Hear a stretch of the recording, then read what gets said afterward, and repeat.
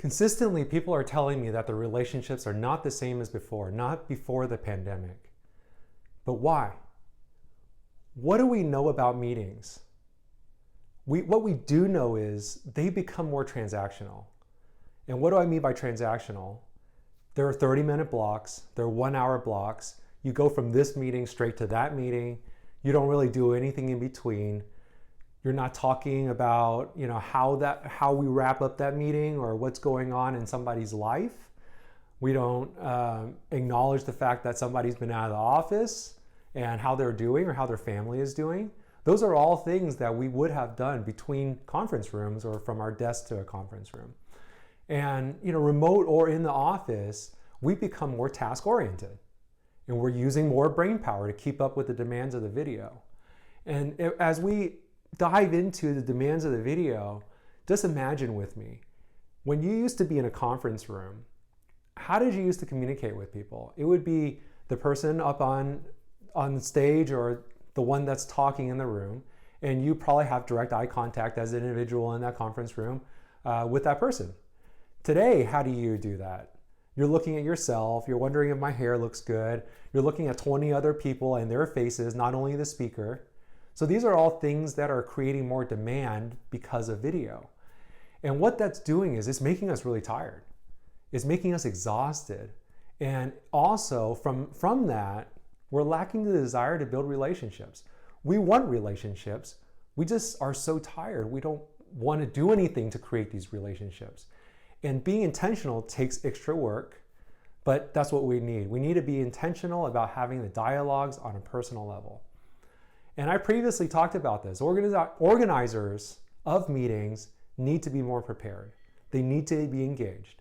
They need to gain participation inside those meetings. But while that creates effective, efficient use of time, it doesn't create a deeper connection. So how can we gain deeper connections? One thing that I found in the research is have a speaking role. Give people speaking roles. We found in our research that speaking roles not only reduces conflict, but it reduces cognitive utilization. You would think that speaking is actually going to make you more tired. Turns out it's not. I need to get a little bit more deeper into that. But if we think about it, perhaps speaking role is keeping somebody from multitasking. That may be one of the things that they may be doing.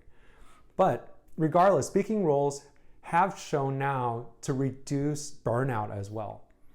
And early on in my research, I spoke to a number of tech engineers, and I referenced this once before, and they all told me they prefer working at home. What we're finding now is those same people are changing organizations faster than any other team.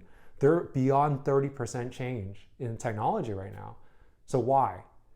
What's keeping someone at their job that is so transactional in nature? Today, team synergy is far more important than high-performing individuals. I briefly touched on things like agile, but agile is always constantly developing, constantly creating new theories, constantly testing.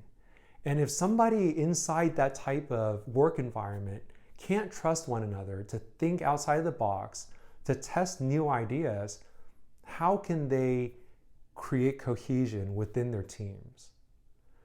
So leaders and organizations today, they're the ones that are needing to build a foundation for their teams. I was once told, and this is a while back, but I doubt this has changed, how Navy SEALs choose their teams. What they told me was that they have a motto for this. I may trust you with my life, but can I trust you with my money and my wife? And it's a really interesting concept to me. I found that hilarious when I heard it. But if you really think about it, that really is true trust. And organizations now more than ever need to engage their employees to develop these teams, to develop this leadership that can build that organizational trust. And that type of feeling really is irreplaceable.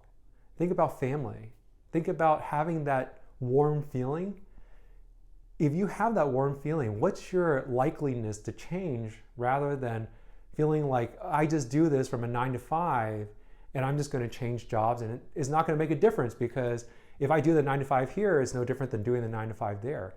Do I feel like I'm part of this organization? Do I believe in what this organization is doing? And these are all cultural things that we need to discuss as individuals, as people.